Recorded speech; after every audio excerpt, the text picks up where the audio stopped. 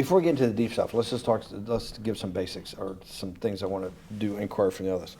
Walk me through the Santa Fe Institute. What was it about the time of the math? And this was in the late 90s. So they're not going to hear me on this part, right? We're going to do it both ways? It will not be on the video, but we do have you recorded. Fine. Remember, when you're answering on these questions, I'm not in the shot, and they're never going to hear my voice. So a little bit you got to repeat in your answer, you got to repeat what my question was. Oh, a little bit. Okay. Santa Fe Institute. Why, when you're at the top of your game on Wall Street, do you decide to finance, which was at the time, or endow, or become the donor or sponsor, however you want to say it, for what was considered the most cutting edge group of mathematicians in the world? Action. So Santa Fe Institute in the late 80s, early 90s, I was interested, I was on the board of Rockefeller. So that starts, Rockefeller it's university formed by John D. Rockefeller to sort of give back to the community. It's east side of Manhattan, except it was old. It was sort of old-fashioned. They were talking about medicine, and medicine by itself was, again, subject to the ideas of science. They were trying to use science to find cures for disease. And I said, no, we need to do something different. We need to start interdisciplinary work. In most... How did a schmuck like you get on the board of Rockefeller? What year was that? I don't remember. Late, I think 89 or 91. So that's one of the most prestigious research places in the world, correct? Yes. Okay, how did a guy like you get on the board of a blue blood, internationally known, hard research, Nobel Prize winners all over the place? How do they pick a guy like you, a trader from, or basically some guy from Bear Stearns? Good question. So I was asked to be on the board of Rockefeller.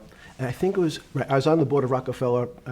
There was a money manager who said, Rockefeller needs someone with financial expertise because the university is growing and there's lots of new things. You have to, again, we go back to the original discussion the last time. Up until the mid-'80s or sort of early mid-'70s, the most important thing was your name. If you were Rockefeller, you already were considered to be brilliant. If you were head of General Motors, it was your reputation. It was who you knew, who your family was, what was your character. And then in the mid-'70s, basically, if you remember, you probably had a calculator. It was very advanced in those days to have a Texas Instrument calculator, where it could, by putting in the numbers, it would multiply for you to do square roots. And that was the first, and everyone who had a calculator was already advanced on Wall Street. A simple calculator, almost like your accountant. The most important parts of business were really now going to calculations. So it's not only mathematics, but it's things that could be calculated. Reputation couldn't be calculated. I could give you, are you a 10 on a reputation scale, an 8? What does it mean to have a measurement of your reputation? We'll get to that later. But places like Rockefeller needed someone to say, look, we're entering a different world where numbers and the numbers of companies, portfolio management was going to be balanced. It was going to be statistical. Jeffrey, could you come on the board? Potentially sit on the finance committee, Nancy Kissinger and a bunch of other people. And David Rockefeller and I got along very well. He was an unbelievable human being. Respectful to everyone. He introduced his driver as his colleague, not his driver. He would never say, this is my driver. He said, it's my colleague. And David started to explain to me world politics. So David would say, Jeffrey, money is going to be sort of the most important things. People don't understand money. You seem to have this knack for money. I said to David, tell me about your life. What was the worst and the best part of your life? So David said, when I grew up, everyone knew I was a Rockefeller. They didn't know that my father told me he would not leave me a dime. No money. But every time we went out to eat, me and my 5 friends at school, they would leave me the bill. They would expect me to pick up the check because I was a Rockefeller. And he said, I was chairman of Chase Bank. And he said, I remember like it was yesterday, one of the headlines in Time magazine said, David please fire yourself. So he thought that there was a world that existed that would be a combination of both politics and business and leadership. What do I mean? He formed something called the Trilateral Commission. The Trilateral Commission is some spooky stuff. People said it was something, the Illuminati, there's some mystery about it, people that ran the world. It was politicians, but David said most countries, the politicians get elected for 4 years or 8 years, separate from the royal families in England or in the Middle East. Someone's there for 4 years and then they're not there anymore. The most important people to have stability and consistency would be businessmen. So he formed this Trilateral Commission of businessmen and politicians from 3 major continents. So it was the North Americans, the Europeans, and the Asians. So he said to me, would you like to be on the Trilateral Commission? Now, I was 30 years old, 32 years old. I said, great. And he said, well, you have to fill out this application so they have your bio. And I looked at the list of people, and it was Bill Clinton, former president of the United States,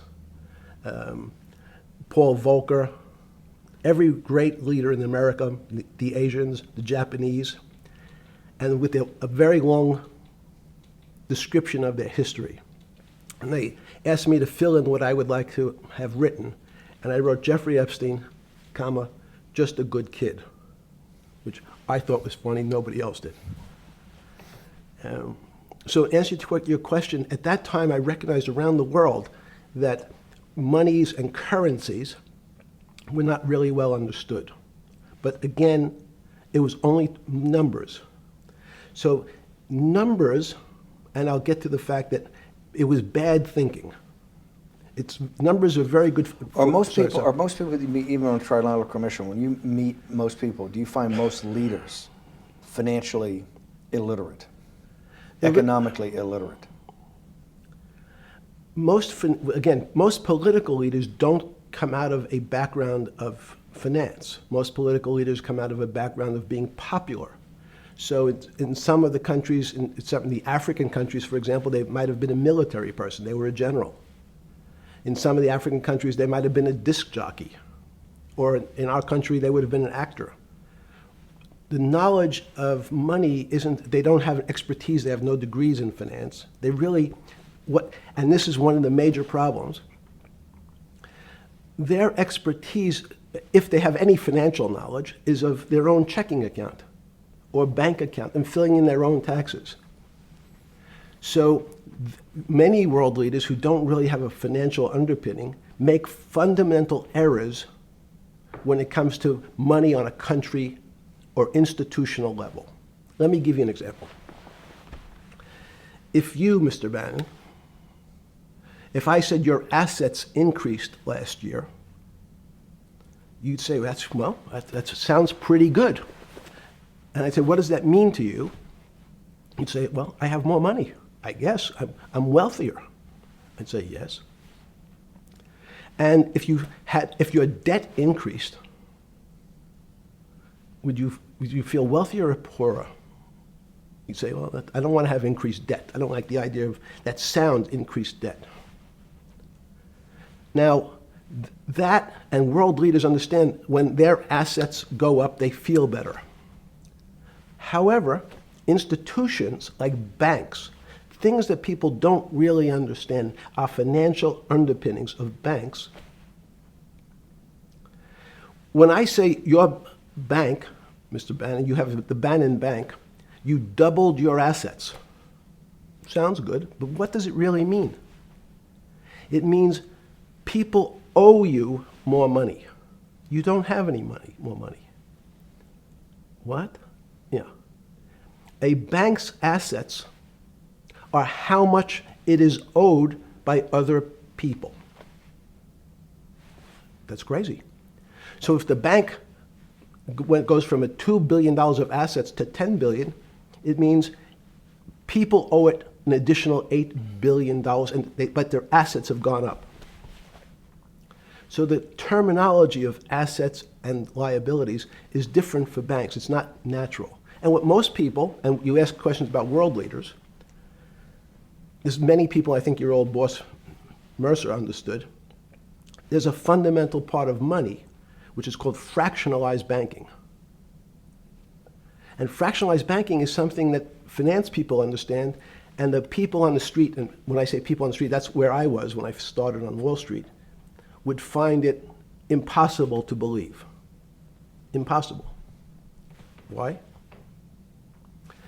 Bannon Bank, I give you $1, just one single dollar. In our system of banking, I would say, okay, Steve, I gave you $1. How much could you lend out to your friends?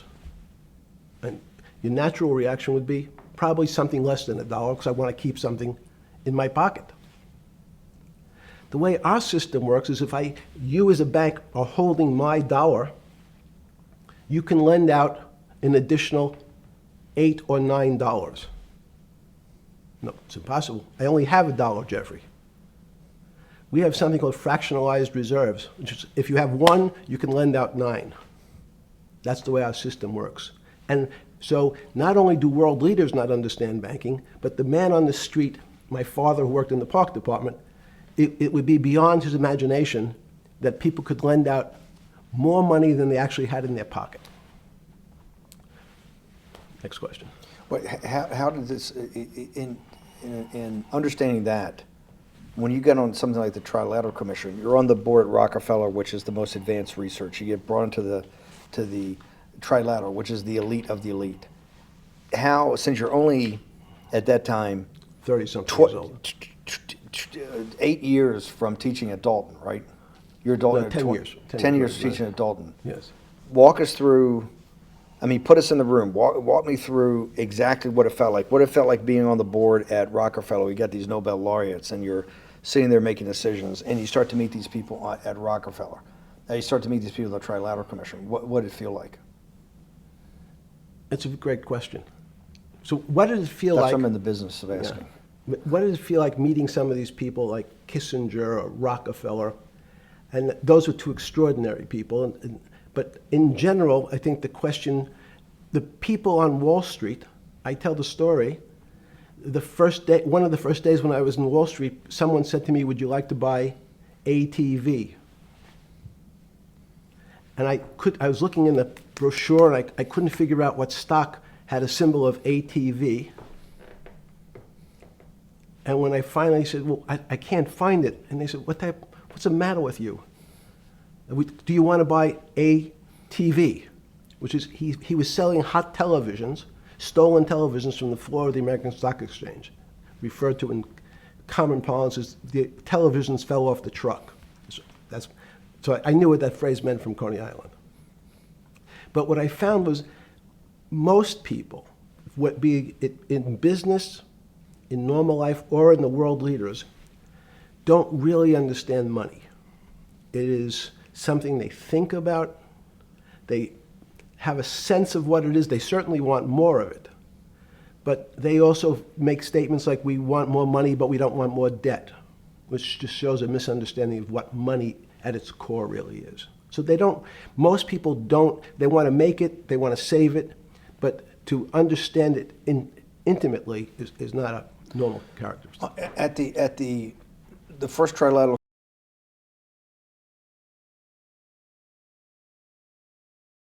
or something?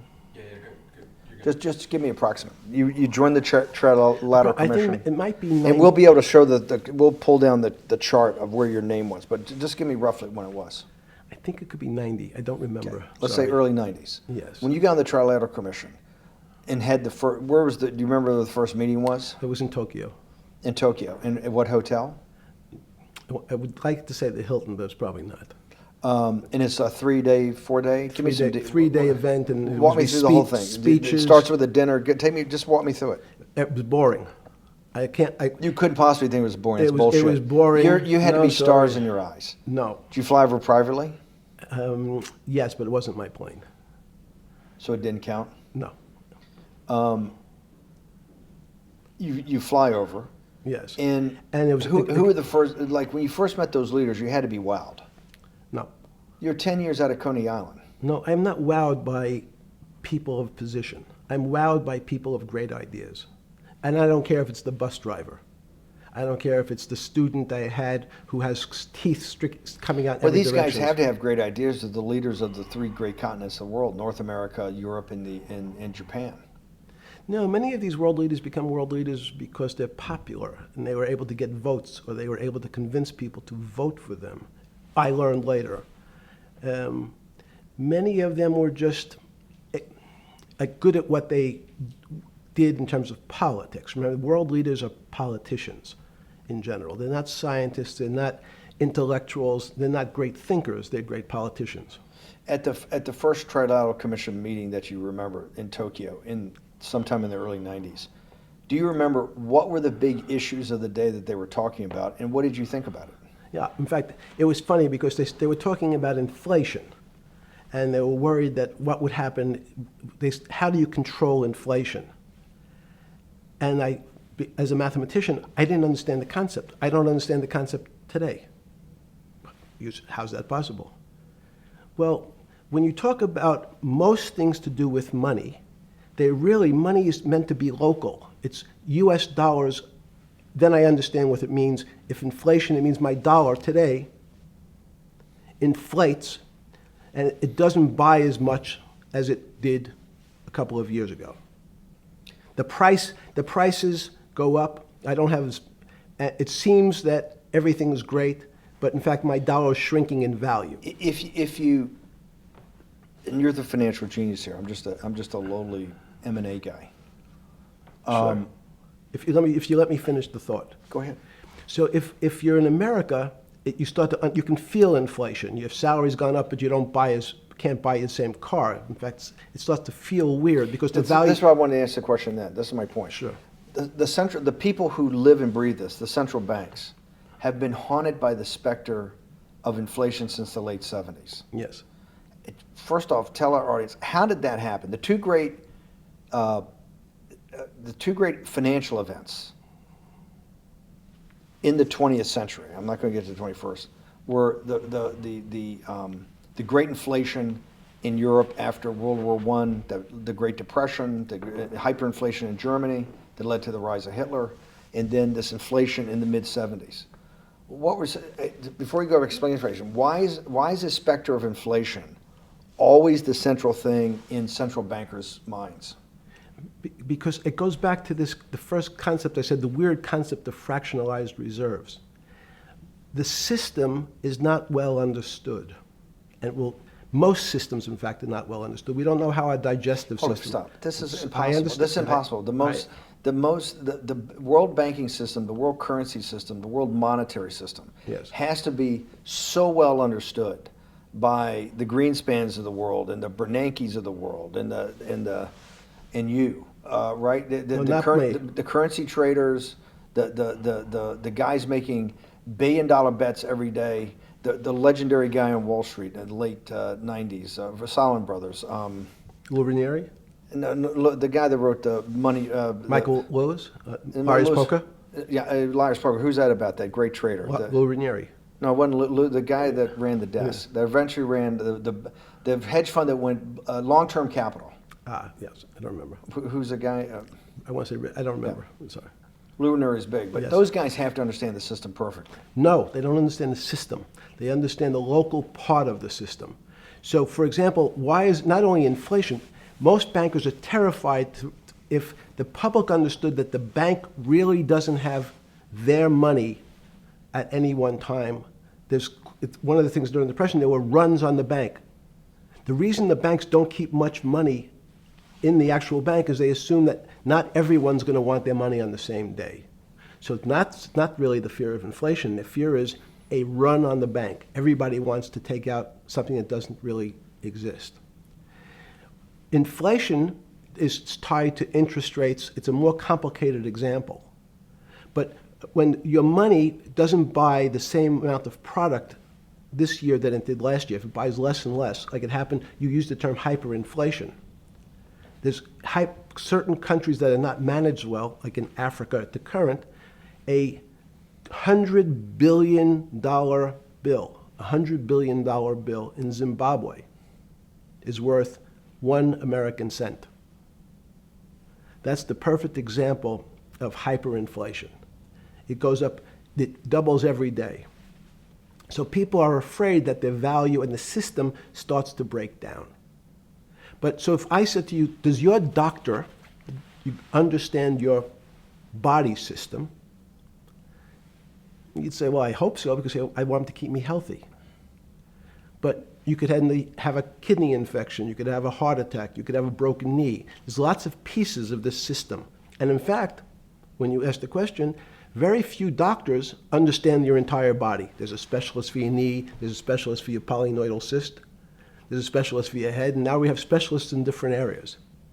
So and I'm going to get to your first question about Santa Fe Institute.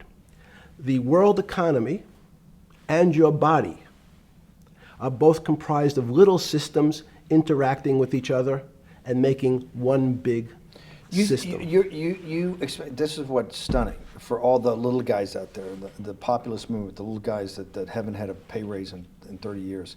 They think that these elites, have everything. The guys in the room making the decisions, the party at Davos guys. You're sitting there, you don't think many people today really understand the complexity and really all the moving pieces and how they interconnect to the world's financial system. No, not only don't they understand the complexity, and that goes back to Santa Fe Institute was an attempt of trying to see if there was a way to mathematize, formularize, or algorithmically understand what the term complexity means. That goes back to the original question. Complex systems are complex by definition.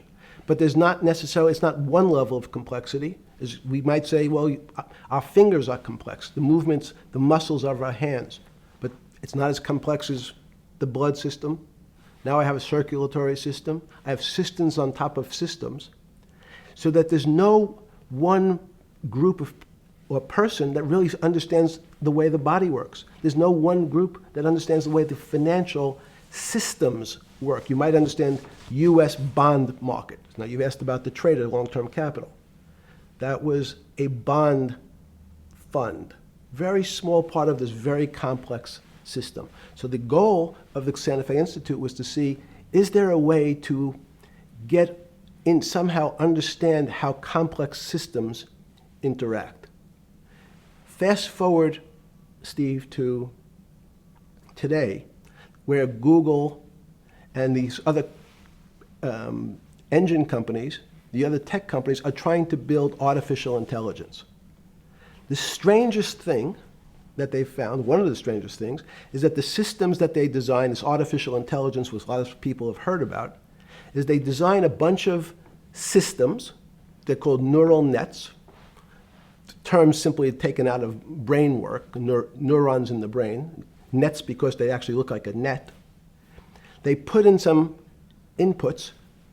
The computers work, spit out an answer. Sounds normal to you. It's because you're thinking about that calculator you had in 1976 on your desk. When you ask the person who designed the system, how did it come to that answer? How did your neural net, can you show me the calculations? They say, no, we don't know. We don't know how the thing we designed actually came up with that answer. That's pretty strange. They take the same neural net now and they put it in front of a video game.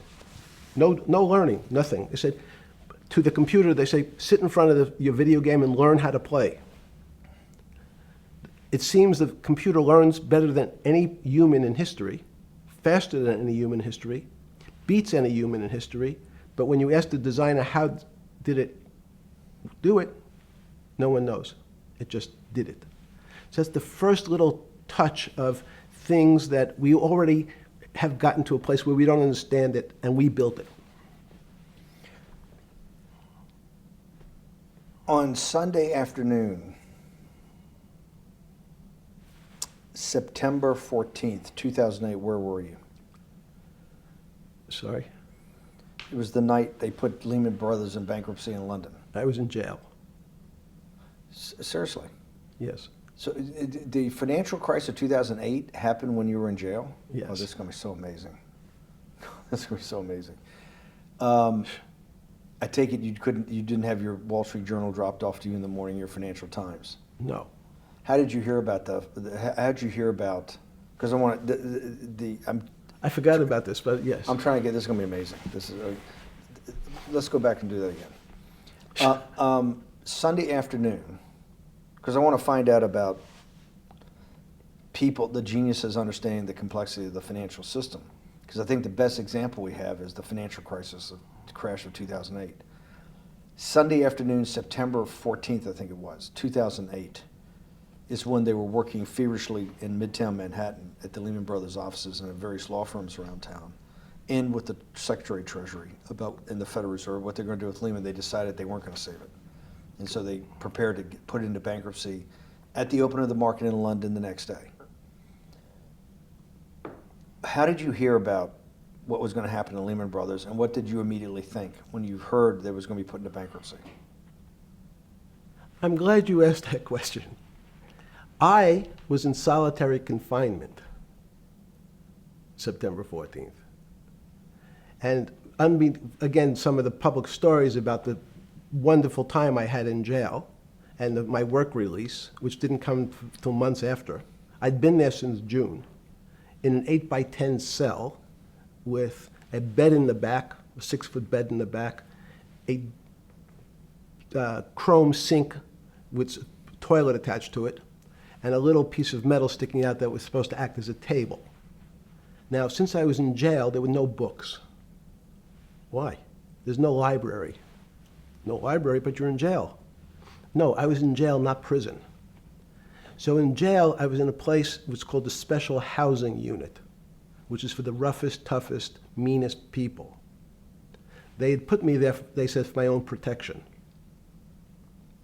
So I was in a 8x10 cell with a little slit in the door where they would serve my food on a tray about 9 inches by 4 inches. And then as soon as I finished eating, they would take the tray and close it down. And one of the guards said, "Do you understand there's Wall Street's crashing. I'm worried about my pension fund. What should I do?" And I said, "Sorry, Wall Street's crashing? What's happened?" And he said, "There's some crisis and some companies are going bankrupt." I said, "Are you sure?"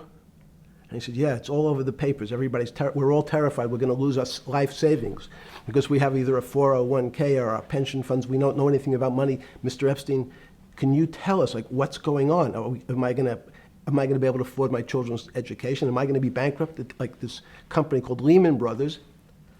And there's another company in the front page today called Bear Stearns. "Oh, no," I said. Why? Because that's the company I was a partner in. And in fact, that was a company I had a very large investment in. So, as a great story, I didn't have my Wall Street Journal, but in the early mornings, you're allowed to make 2 phone calls, collect. And when you pick up the phone, you can dial a number, and when the person picks up, they say, "You're getting a call from the Palm Beach County Jail. Will you accept reverse charges?" And the person either says yes, and the call goes through, or the person says no. The person I had called was Jimmy Kane, the president of Bear Stearns. And I said, "Tell me what's going on." And so that my knowledge of the financial crisis happened with Jimmy, who was at the center of the storm, telling me about what Lehman had gone under, and they were trying to figure out a way, should they bail out Bear Stearns? Did it strike you at the time of the mess you had made of your life to be in a situation that you're one of the greatest financial minds in the world, looked at by world leaders and asked your thinking by the most prominent and important people in the world, and here you are in solitary confinement. You got to make a collect call to somebody. Did it strike you at the time how all the threads of your life had come together and put you in a position, or you had put yourself in that position? No. So it never struck you when you had to make one of your 50% of your collect calls that day, you call the president or the head of the CEO of Bear Stearns, the biggest financial event in your life is taking place, of which one, every important person in the world would be seeking your opinion. Number two would be a once in a lifetime opportunity to apply your craft. Number three, it would be a once in a lifetime opportunity to make money if you were smart, and obviously you're smart. You're telling me here, truthfully, that it never hit you at all of how you'd ended up in a place where you had to make a collect phone call from a jail cell that was 6x9 with a steel bed and your food being passed in through a slot. The question you want to ask is, who was the other call to? Okay. Who was the other call to? The other call was to my friend at J.P. Morgan, who was then, I didn't know it at the time, trying to buy Bear Stearns. So at one point, I had two phones. It was difficult because they're afraid people are going to hang themselves with the phone cord. So they don't actually come together and they're pretty short. So I was actually going between two phones talking to Bear Stearns and J.P. Morgan at the same time. So I found it amusing. And it never struck you about how to end up in a situation like this? No, that would be probably means I would be too self-aware. You can't possibly expect me to believe this. I know. I don't believe it. It's no, it Even can't- it with- can't as be- a- it as a- can't- You're telling me that during that day, you never had a moment. You sat there and go, "What the fuck have I done with my life that I'm in a 6x9 jail cell when I should be on a trading desk or I should be in my $250 million, greatest townhouse in New York City, taking calls from the King of Saudi Arabia, the President of China, the head of Russia, the President of the United States, to save the world's population from a financial debacle." You honestly expect me to believe that never happened? You're suggesting I was somewhat depressed, and how could this happen to me? I'm not saying depressed. I'm saying a moment of awareness of how could I get myself into this situation. No, I would just say how strange that this happens. It's strange. I'm wearing a jumpsuit and flip-flops. What given color to was me. the jumpsuit? Brown. Brown, Brown jumpsuit. yes. I notice I don't see you in a lot of brown. No. Brown jumpsuit and flip-flops Flip-flops, yes. with no access to books, no access to newspapers, No access to anything. You had lived on information. Except my Almond Joy bars. I had extra Almond Joy bars. Did you eat Almond Joy bars and things like that because you're afraid of what the cooks did to your food? Yes. Is that because of that you were in for the crimes that you were in for? No, it was just in fact, I Is was... it because you're wealthy? Yes. How did you know that? Well, people would constantly come, if I was passing by or have to go for my medical, people would either ask to borrow money or make some other types of comments about... And in the beginning... what were the comments? At the beginning, what were the comments? It serves you fucking rich guys right that you're here next to me. There was nothing about your crimes. No. So all this rumor you hear all the time about people in prison that commit the type of crimes you commit, you're saying in your personal thing is not true. No. It was all because you were rich. Yes. And it was all because they wanted to borrow money. Or get advice. Yes. What, they get advice to Which to stock- go long, which- yes, Are you telling me is this time to buy? You're telling me in solitary confinement they're interested in going long? Yeah. They want to know what What does that say stocks... about human nature? Well, what I think the people find, one of the reasons they wanted to keep me in solitary confinement was they're afraid that everybody would want to know which stocks to buy. But what happened was, after this crisis, now it's on the front page of every newspaper. I don't want to lose this day. Sorry. When you first heard that, was it Bear Stearns had been kicked into bankruptcy, 6 months before? No, this is the same time. This is part of the same deal. I thought, no. Bear Stearns, they saved Bear Stearns and didn't save Lehman Brothers. That's right, it. they let 6 months Lehman- before they had bailed out Bear Stearns. But Bear Stearns was still a zombie, A shell of its former a self. former self. But they had, quote unquote, saved it. They admit, why did they make the decision in your mind? Why did Hank Paulson and Bernanke, what's this concept of moral hazard? Explain to the audience what moral hazard is, and why did they save Bear Stearns 6 months before, and why did the smartest guys in the room decide not to save Lehman Brothers? It's a good question. The real issue is I'd have to go back when you have these systems to the way your doctor responds to any type of emergency in your body. If they might decide to save your kidneys and let your gallbladder go because the gallbladder is less important to your overall system. People, if at that time, even it's not that long ago, the boogeyman was when said, well, what really happened? Jeffrey, what really happened? What is this financial crisis? And, some of the progressives and the right wing blame it on the banks. It was the banks' fault. And it's the fault of this very esoteric, unknown concept of derivatives. It was really the derivatives that caused this financial crisis because the derivatives got somehow out of control and in the Mickey Mouse. And that was the way you started your road to a billionaire went right through derivatives. Yes. But derivatives were not the cause. Derivatives were not the cause at all. It's like saying your hair was the cause of your heart attack because it was on top of your So head what when you was fell the down. cause? There isn't, let me say, there's no one specific cause. These are system collapses. So many times when they have to make your death certificate, when you say, well, what did he die from? They'll say heart failure. But if you say, what was the cause of his heart failure? Well, he had low blood pressure, his sugar was high, he was diabetic, he had all these other problems.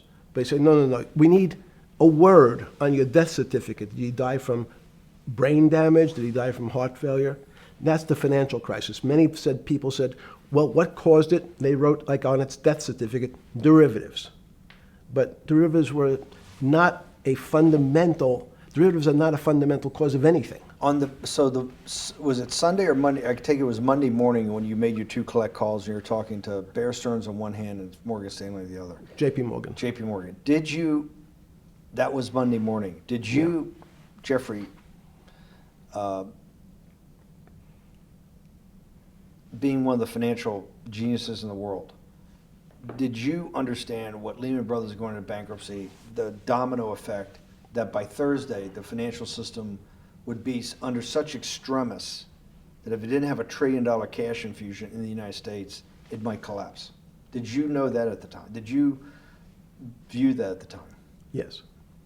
You did? Yeah. Why? Again, I don't want to bore you or the audience with the idea of it's a medical procedure, but you had system failures. So you'd recognize that if I said to you, did you realize when your father was on the ground and he was clutching his chest and he couldn't breathe, it was a bad situation, he could die. That's how I saw it. Did you immediately think about the commercial paper market? I mean, the mechanical triggers that actually you had to blow through these circuit boards. Did you know the circuits? Did you understand the circuits? Or did you have a concept of the circuits that were going to get blown through? Yes, but only because of an analogy to a body. And in fact, from my telephones against the wall with my little metal wires, because the next day I talked to another person in Washington about the issues of what I thought was happening, and I made the same discussion about the... They were at the Treasury Department? Yes. So in a 6x9 cell in... The phones were outside the cell. In Palm Beach County, California? West Palm Beach, Florida. West Palm Beach, Florida. This was your juice diet. West Palm Beach, Florida. West Palm Beach, Florida. West Palm Beach, Florida. You're making a call to Washington, D.C. to talk to some deputy secretary of Treasury. Someone in Treasury. Right. Someone in Treasury. Right. And that does not, the night before you go to bed, it doesn't dawn on you at all. You never have a moment of self-reflection that, how did I end up on this metal cot when I should be at the center of things? No, I had a telephone. So I've said, I can talk to, it makes no difference where I am, in fact. I'm still talking to the same person if I was at my home in Palm Beach. But I'm the here in difference your jail. home in Palm Beach. I can dial my that's a own phone. That's bullshit. No, but you can also make 1,000 phone calls. Here you got to make one, and he's got to take. Think the how much charges. better that was. I had to decide who was the right person to call. That was unusual for me, because I would have called 20 people And before. what was the advice you gave him? I said, you have a sick patient, and it's very much like a sick patient in the emergency room. You can't think about it like your car. People in normal walks of life think about money and things as a machine. And unfortunately, so if your car breaks, cars are always easy to fix.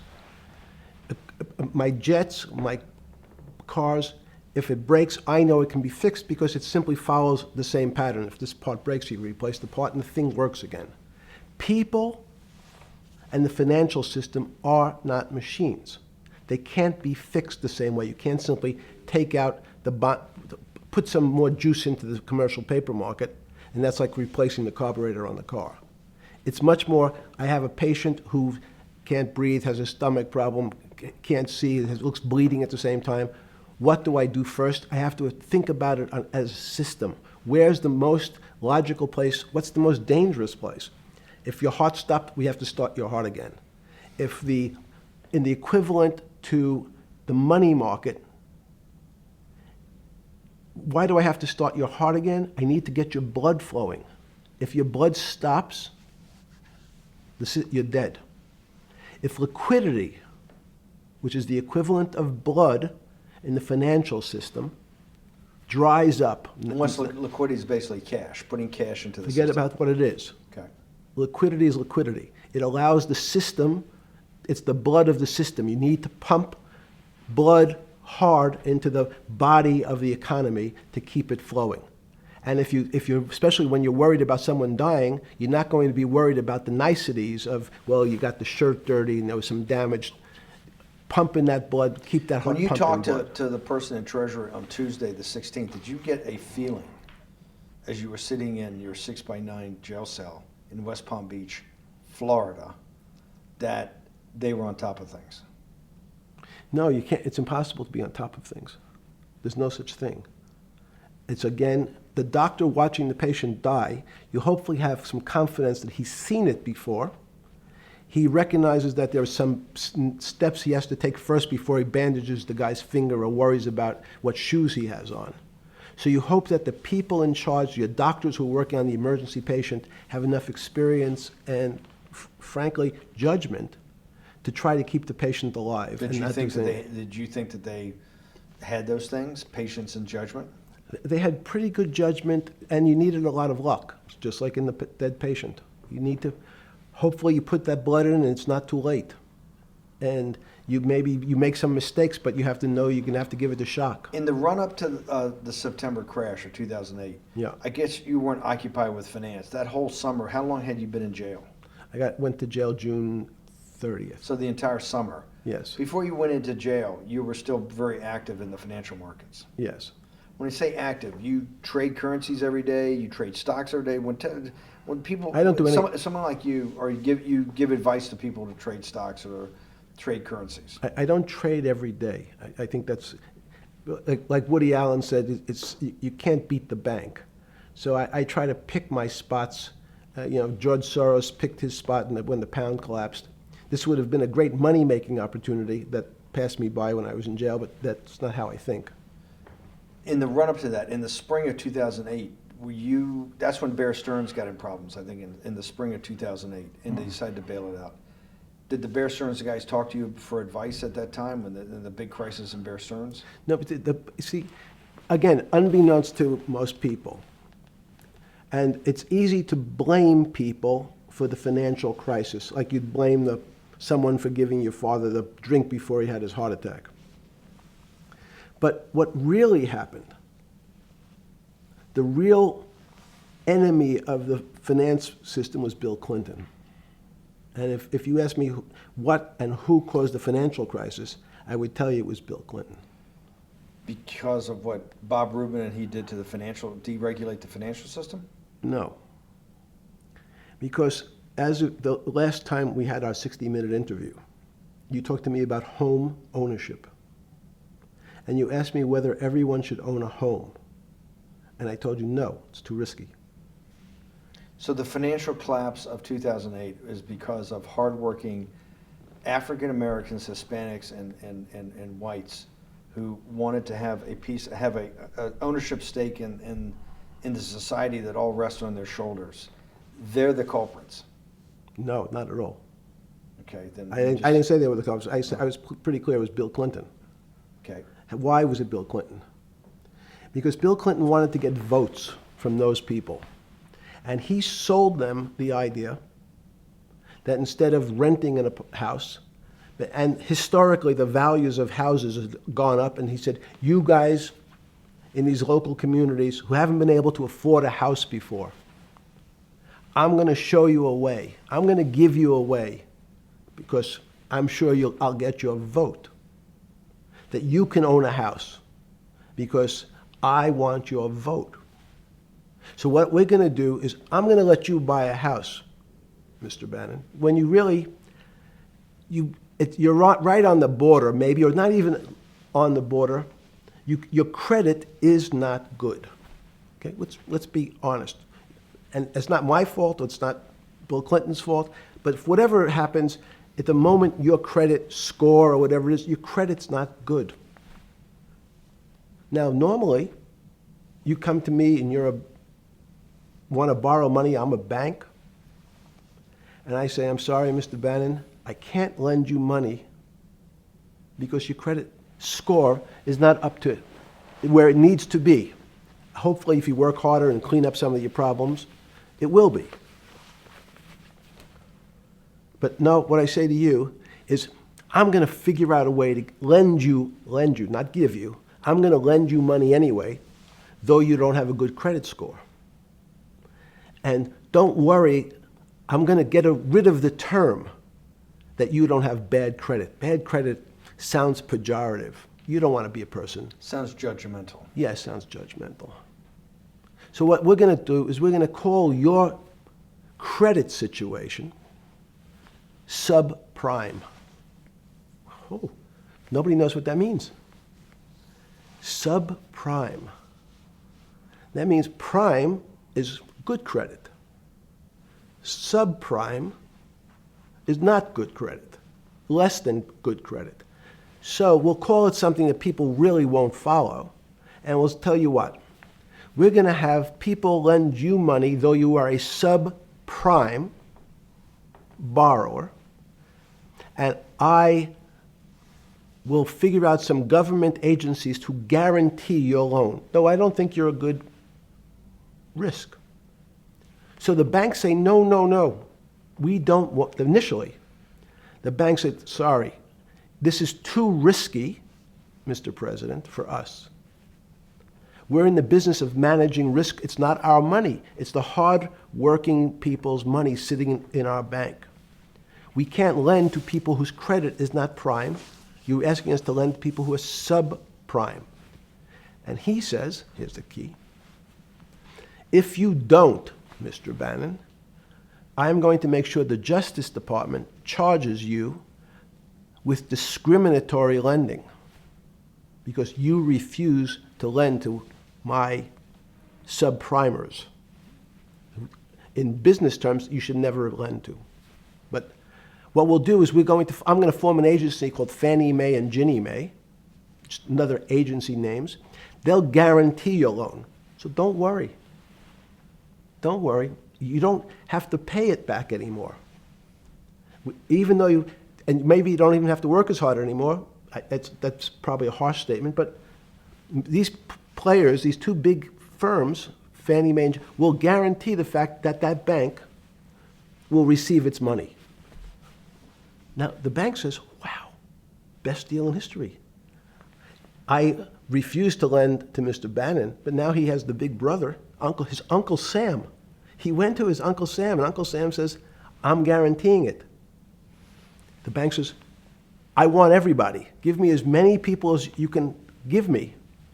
Because Uncle Sam is the best credit in the world. Not only it's the United States government. We'll take it all. We'll take as much subprime as we can handle. because it's the best investment for the moment. It's a strange investment because it has politics that has inserted its way into the numbers. Politics doesn't belong in the markets, but now we're going to have, I want the votes, we'll make guarantees that you who can't get a house normally will be able to get a house from the bank. The bank says, this is the best deal in history. We will package 100, 300, 1,000 of you subprimers, and we'll sell it off to somebody else. And the whole system becomes mired in subprime mortgages. That's becomes the What do issue. you mean mired? There's just too much supply, it's a supply-demand problem? You get too much supply? No, it's a very good question. What does too much supply mean? Well, then you get to people, go back to your first question to me. Government leaders. Government leaders know if they're good, and they can do mathematics, they can balance their checkbooks. So certain people in Congress said, well, how do you value these subprime mortgages? The banks say, we've been valuing them the same way we've always valued them for the past 20 years. The accounting firms, there's something in this country called GAAP accounting, which is a standard type of accounting. And we account for them the same way we've always accounted for them. If we paid $1,000 for your mortgage last night, when we put it on our books today, we're going to say its value is $1,000. Makes sense. I paid for it last. What's its value? It's $1,000. That's what I paid for it last night. No. The Congress people said, that's not really a good answer, you know. That doesn't give us confidence that you know what you're doing.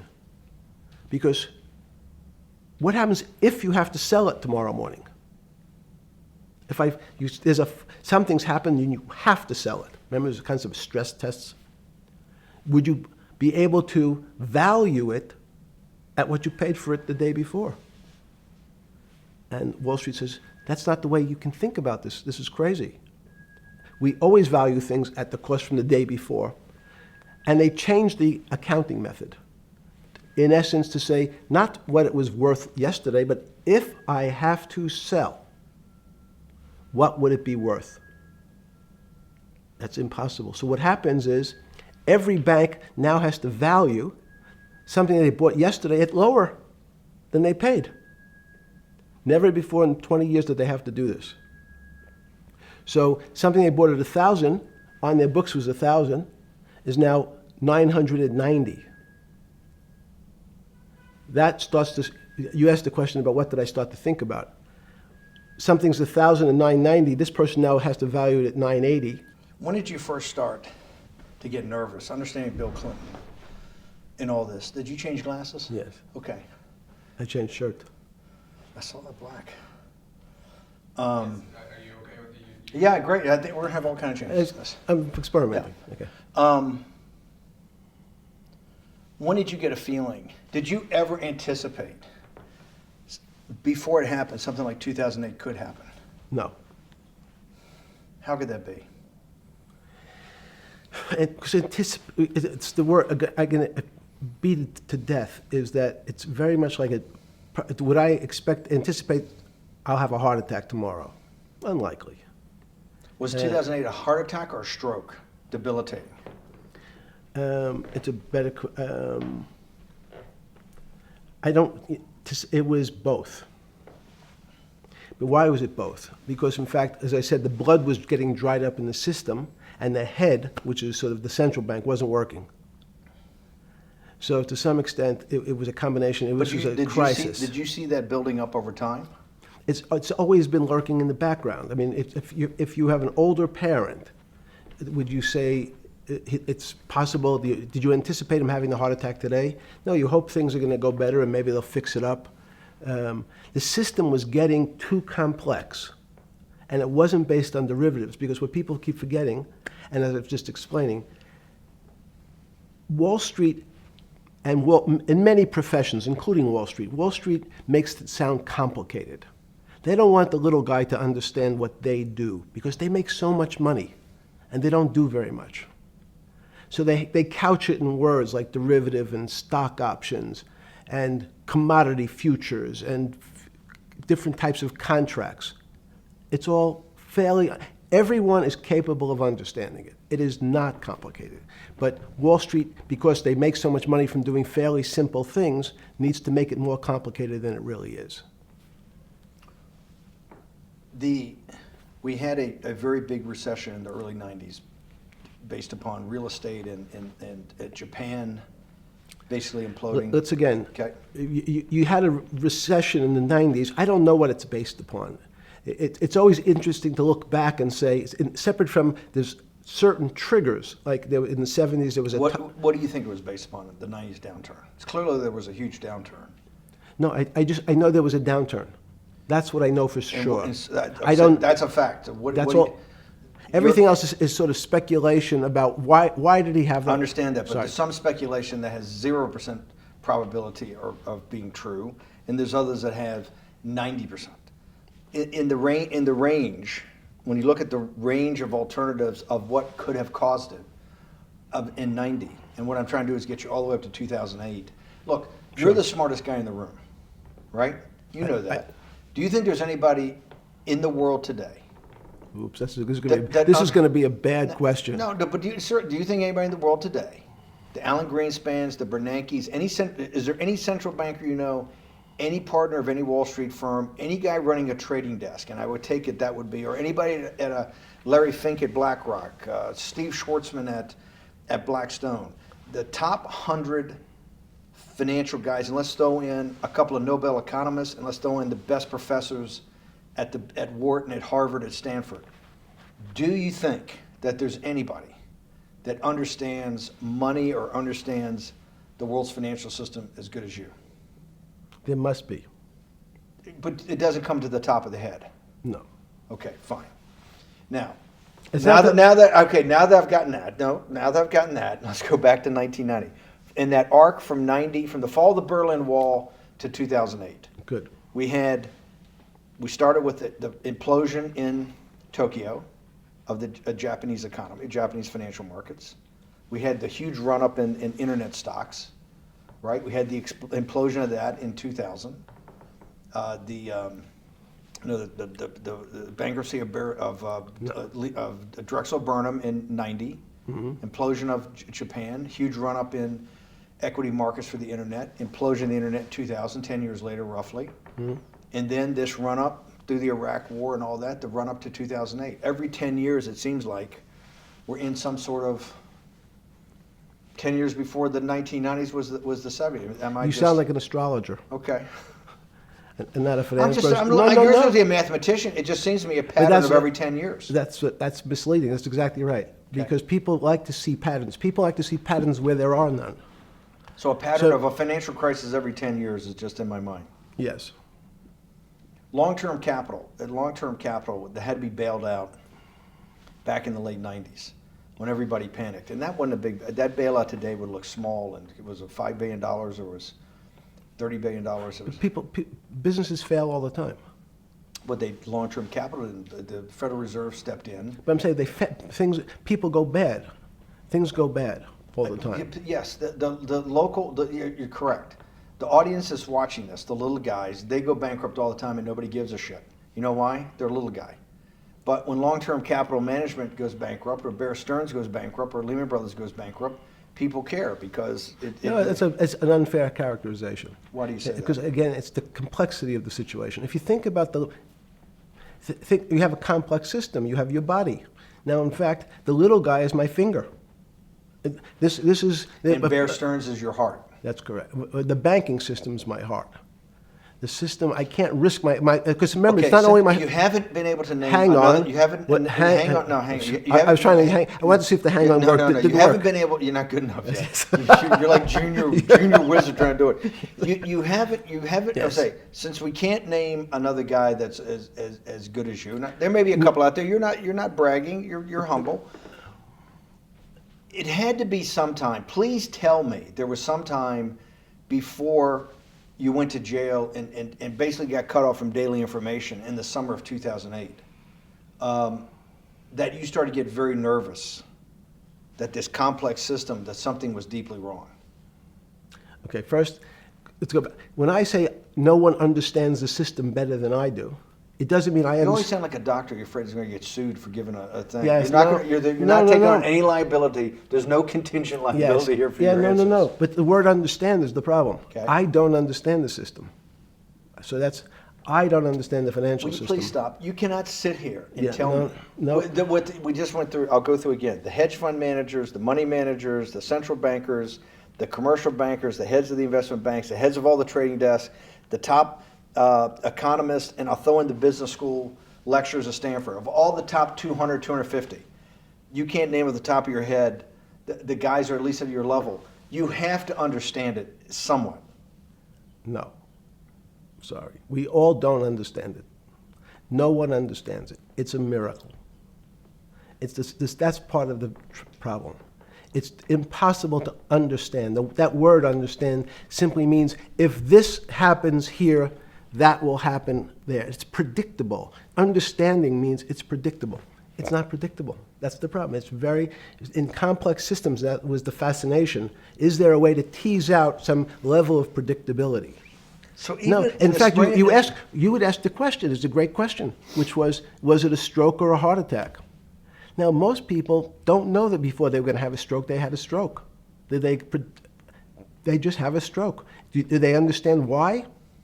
In hindsight, you go back and you can make lots of explanations. It might sound good, and if you're talking to the working man, you're using language that he'll never understand. It's complex. So he, just like going to his doctor, he says he has a gastrointestinal problem, or he has diverticulitis, as opposed to saying, you had a stomach ache, you ate bad food.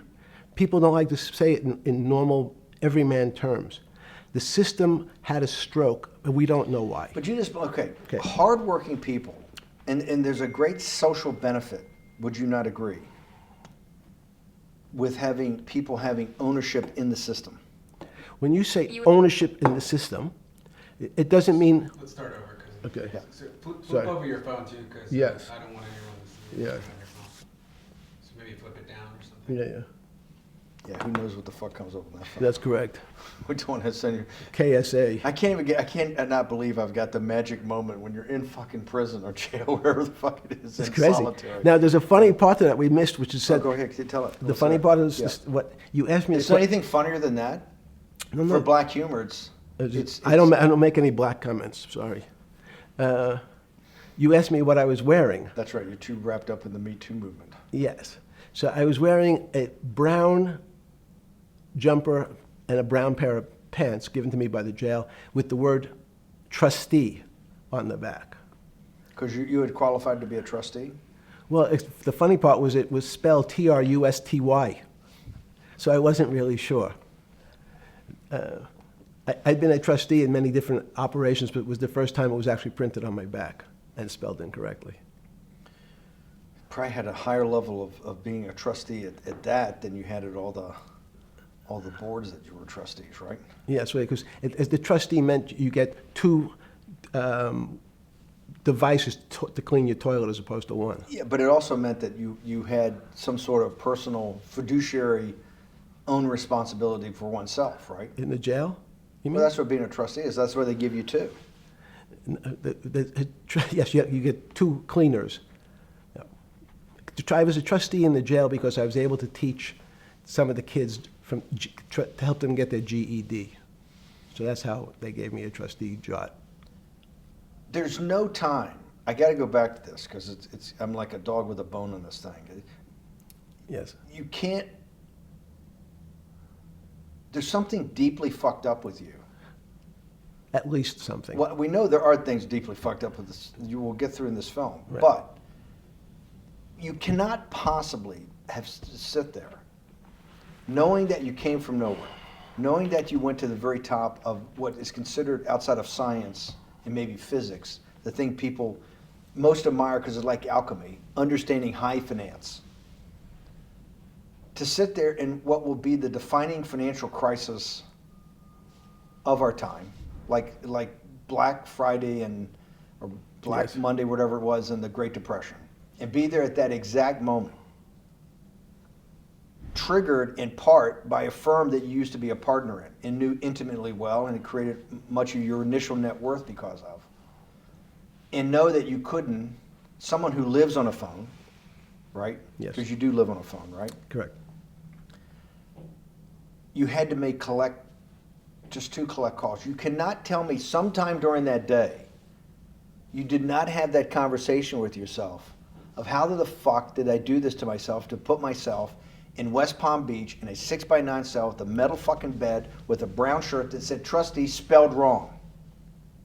So did I find it amazing that I was there? That's a Not better- amazing, and I don't want to say it was not Nope. funny. Oh, I thought it was. I wasn't funny. Right. But Not I- amazing. no, it was incredible. Incredible in what way? This- Incredible, like how do I do this to myself? No. It's as incredible as me sitting here in this house. They're both just 2 sides of the coin. That's how I think about it. That my life today is incredible. Do you consider yourself a stoic? No. I consider myself a hermit. Stoics are not very happy. Being a hermit then, being in that 6x9 cell, being in the cell qua the cell was not the problem, right? Correct. What was the problem? Eating the almond joy bars. Because you couldn't eat the food. No, right. And but remember, my life is. Did that ever strike you that I can't eat the food because somebody might have done something to it? I gotta live off an almond joy bar, 1 a day or 2 a day or whatever. How many ever sneak in a day? No sneaking in. Your 1 almond joy bar, it did not hit you at some time? How the fuck did I do this? No. Let's go back to the spring of 2008. Were you so wrapped up in your personal issues at the time you were not spending enough time on the financial markets, or were you deeply involved in the financial markets like you normally were? In No, the spring of 08? I was involved. So we're saying that the smartest guy in the room didn't see it coming. No, of course The not. bankruptcy of Bear Stearns, you just thought was a Bear Stearns problem. You didn't see it as systemic. I know you keep harping on it, but it's not. Because you're a mathematician and understands systems. I- It seems that anybody that understands that they had a systemic problem, you at least be the first on the early search radar. If you're not going to see it, then I'm really afraid, because that means that I always assume there's at least a set of guys out there that have some sort of sense that something's not right. Imagine the guy who has a stroke or had the heart attack. When you ask him, did you feel funny the day before? He's going to tell you, yeah, I didn't feel right. Something was off. I didn't feel right. I had my stomach was right. I felt a little dizzy. I felt a little weak. But if you asked him that day before, do you think you're going to have a heart attack tomorrow? He'd say, no, I just feel a little weak. I'm a little dizzy. My stomach hurts. So these systems, and that's the issue of complexity. What complexity says is that, in fact, everything seems to go along, and people have seen it. One of the great examples of complex systems is sand dunes. In fact, the sand keeps building up. People have seen some, and all of a sudden, one more sand drop, and all the sand starts running down the hills.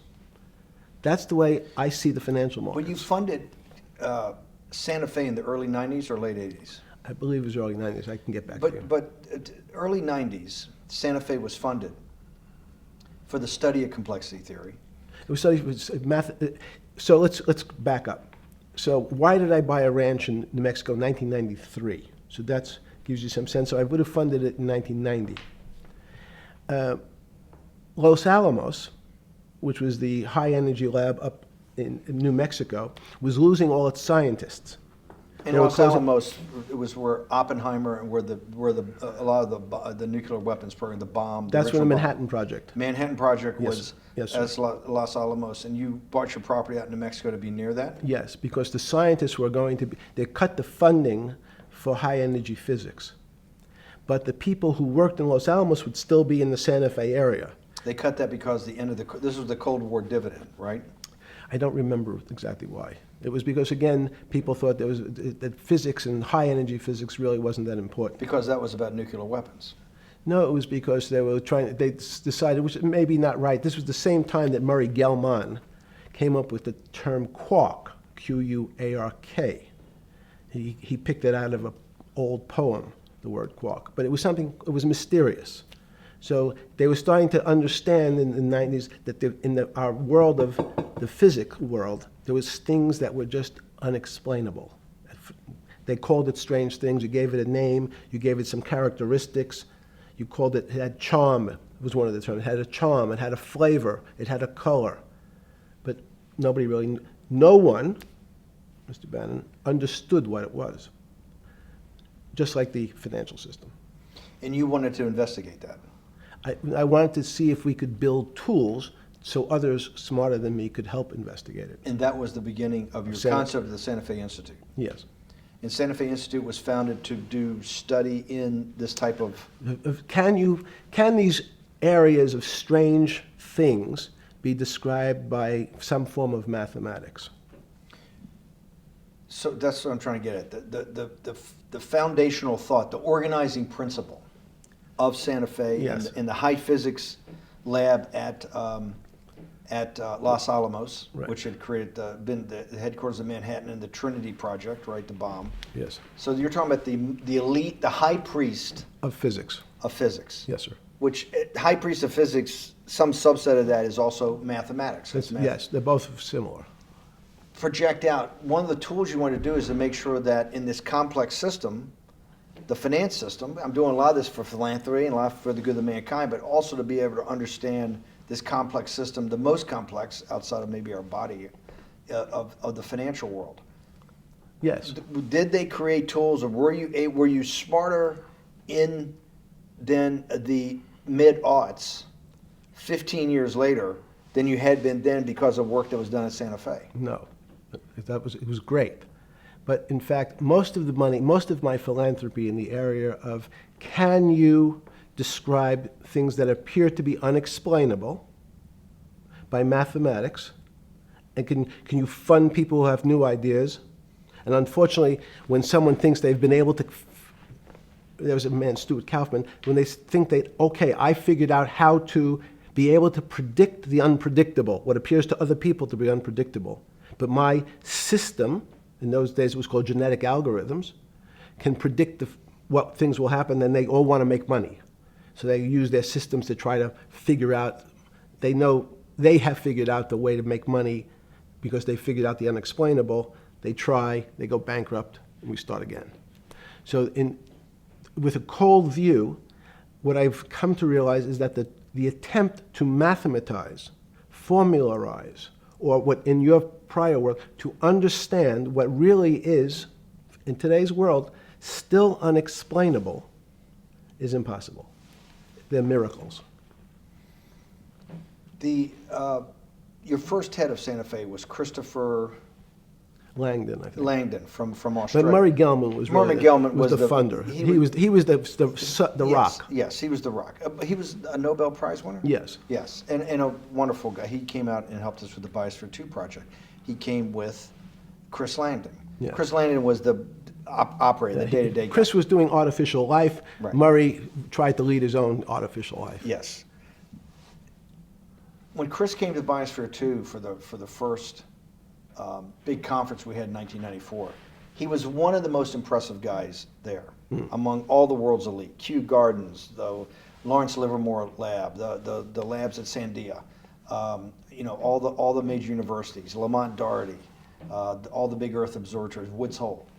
What set Langdon apart, I thought, and the reason I invited Santa Fe to be part of it, was Langdon actually made a presentation that everything, and he was making this to scientists, a lot of marine biologists, a lot of people that are just beginning, Wally Broker and people who were just beginning the study of climate change, at that time called global warming. That he made this compelling presentation that everything's really mathematics. Yes. It's all just back to math. And you have to, all these experiments you do, you're not, one of the reasons they're not considered by the high priest in physics as being real experiments is that they don't have a mathematical basis to it, and everything has a mathematical basis to it. Langdon seemed like a radical visionary. What happened to that concept? You go back 350 years. So you have Isaac Newton, you have Leibniz. Move forward, you have people like Heisenberg and Gödel, and what every one of those mathematicians and philosophers came to understand is that there's numbers can describe certain things, approximate certain things. But in fact, trying to put measurements and numbers on other things that are really unexplainable is folly. 300 years ago, they said that unexplainable realm was God. And people who attempted, in fact, to explain the unexplainable, who said, yes, I understand the unexplainable, were charlatans, they were the occults, they were the astrologers, they were the con men. Alchemist. Yes. Well, no, alchemist was, in fact, they believed that there was a way to transmute one metal into another. In fact, they always wanted to see if they can create gold. There's no reason, if you think about it, they recognize that one metal is different than another metal because it has some additional pieces to it. It has additional neutrons or protons or electrons.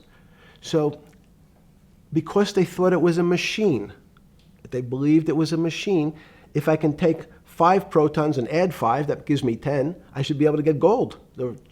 Move everything around inside these systems, the molecules transmute one molecule into another, and if this molecule I've transmuted it into is gold, I'm a rich man. It's back to money. But there's something strange happens. Isaac Newton says, this is really weird. If I want to push a ball on the table, I have to touch it. Maybe I have to blow on it. But I actually have to push one side of the ball or the book to move that side. I'm pushing here, and obviously this thing is what appears to us humans to be solid, so it moves as one thing. But the only way to get something to move was to touch it or put a force against it. Okay, seems to make sense. Everybody has that experience. I want to lift a glass, I lift it. If I want to push a ball, I push it. If I want to pull a ball, I pull it. But he recognized when the ball fell off the table, it went in a different direction. How's that possible? Nobody pushed the ball down. And he says, this is crazy. Why did the ball go down? I didn't push it. I just let it go. So someone's pushing the ball, because I know that I am confident that the only thing that gets something to move is with a force that pushes. So there's a force that's pushing the ball down. In fact, he called it gravity. He measured how fast it was pulled, but never was able to explain why it happened. How is it? What is gravity? It's this. Everybody says, well, why did the ball fall to the ground? Because gravity took it. But what's gravity? That's, as Feynman would say, that's the name of the thing. We have no idea what it is. This goes to Santa Fe. They were trying to explain the unexplainable. Can we measure? Can we figure out a way to predict the stock markets using these types of chaos complexity? Before we get there, let's walk back through it. Let's go back to Newton.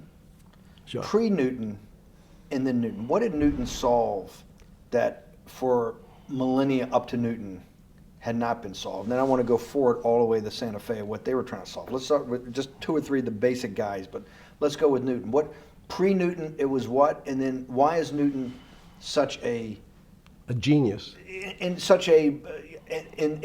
think mathematically they told me one time, I've seen there's been 115 billion people roughly that have lived on the earth. And of that 115 billion, Newton. Are you sure that's a number? That sounds very high. We only have 7 now. I think in the history of the earth, I think I'll pull up the stat for you, but I think it's 115 billion people. They figure that probably is inflation. That's why you have lived on Earth. But he's one of the handful of the most important. What did he solve for? Why is he so important for how we live today? And then we want to go through Leibniz and the other, 3 other major ones to get us to Santa Fe? Well, it's a long journey. This is the heart of what we're trying to do. Let me take a bit of a detour just Okay. a second. What if you went to high school and the last year in your high school, you took calculus? So Isaac Newton sort of invents calculus. Well, that sounds invents. Mathematicians. To torture seniors in high school before they graduate. Yes, but obviously no. Yes, the answer is yes. Certain people could never do calculus. Why is that? Why is calculus why is that the dividing line between, to me, people who can handle that and can go on to do certain things, and people just hit the wall, even if they know math? It seems to me that that calculus is the thing that changes. It bridges. That's because it's about the theory of change and the theory of how things change. It's a great question. But in fact, what calculus does is it's somewhat philosophical. That's why mathematics is Newton wasn't a mathematician, he was called a geometer. That's what they used to call themselves. They understood geometry and numbers. But there's an old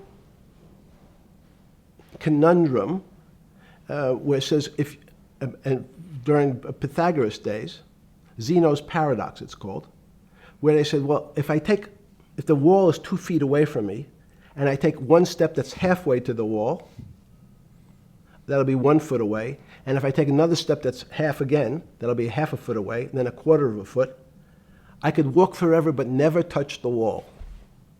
Doesn't sound realistic, doesn't make any sense in our real lives of the physical.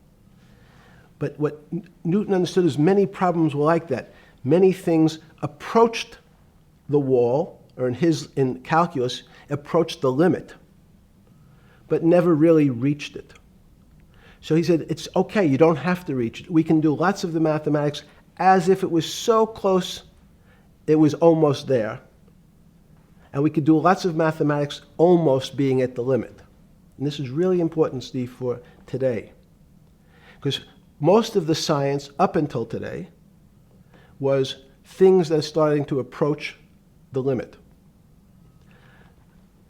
You were taught in high school that if you had 1 divided by 0,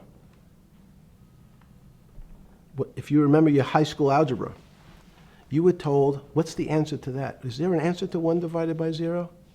No, if you were in high school, I'd say, stay away from it. It's the boogeyman. You could write it down as it's undefined. It's not able to be determined. There's a bunch of things.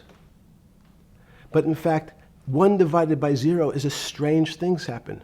It's a world of the strange. And what I'll explain to you after is that when you get 1 divided by 0, you get into a world we don't know what happens. The answer is it's not explainable. We can call it things like undetermined. We can have a convention to say it's X, Y, or Z. But in real life, we don't know what happens when you are actually at the limit. So Newton thought the same concept, is that the limits were God. You got close to God, but you could never be God. He had this sort of religious interpretation. Okay, I want to go back to Newton. Why is Newton such a big dividing line in mankind's history? What is it about Newton? What is it about what he's trying to solve? What did they not know beforehand? And because we live to a degree in a Newtonian universe, although I realized later subparticle atomic physics, but at least for a while it was Newtonian. So what's the dividing line? Why is he so important? Why is he an inflection point in mankind's movement from the swamp to the stars? It's a great question. Stars were by Kepler. What Newton starts to allow us to do is to make accurate predictions. Remember that we've talked about that with money, about the things in our physical world, how cars, he didn't have cars, how horse carriages moved, how bowling balls moved, how pool cues and pool table balls. Had people tried to solve that before Newton? Many tried it? Heraclitus or Plotinus, Pythagoras, had these greats that we hear about, had they tried to solve the same problem? Not the same problem. They tried to again, what Pythagoras does, he starts to figure out this relationships in triangles. For example, everyone knows the a squared plus b squared is equal to c squared, that Pythagorean theorem, which is basically says these shapes in a triangle, each side of the triangle has a fixed relationship with the other two sides. That's strange. He knew, again, but it was all numbers. This was a system of things in the physical world, and Pythagoras says we can start putting numbers on things that help you predict how they will behave. You can add two triangles and make a square, some different shapes. They were looking at geometric forms. Newton says, well, I want to know how planets move. I want to know how things around me move. Can we find formulas? Can I find formulas that explain what I see in the physical world, how physical things interact and how they describe one another? Again, the fact that two things, two solid masses, for some very strange, unknown reason, unknown today, attract one another, no matter what they are. People have seen the experiment. You hang something, two little metal balls from a string, they move towards each other. In fact, they move towards each other was very specific. So when you drop the ball to the floor of this room, Newton says, in fact, the room came up a bit to meet the ball. The room moved. It's imperceptible. You can't really perceive that motion, but they attracted each other with certain ratios. So he started to be able to measure things in the physical world. And that was great advances. It also, now you wanted to move very quickly. Unfortunately, most people, especially in the 20th century, 19th century, said, well, like Newton, let's measure everything. Let's measure people's behavior. Let's measure their psychology. Let's measure their health. You go to we can have my blood test. Let's measure everything. We measure Wall Street. Their voting habits. Measure, measure, measure. Can we put a number on how much I care for my wife? Can I put a number on how I feel? And we tried, unfortunately, we try to mathematize the finer things in life, and then recognize that there's things that, unfortunately, just fall outside. Schrodinger wrote a very famous book about what is life. He was trying to figure out a way, can he describe the difference formulaically between things that are alive and things that are dead? The answer is no. The things that are alive in my world are miracles, not magic. Magic has a bad connotation, trying to hide things. You don't believe in the spirit or the soul? That's what animates people, is your spirit or your soul. That's No. Have you ever seen someone die? When they die, their spirit leaves. Their soul leaves, no question. So in There's fact, no question to you about no that. question. There's no question to you that there is some animating life force within us that leaves when you're dead. Yes, in fact, I refer to the soul. This obviously is certain. The questions in the past, even Because during people would normally think you were soulless. So Thank you. but have you talk about you actually believe in it and have done some thinking about it is pretty shocking in its own right, isn't it?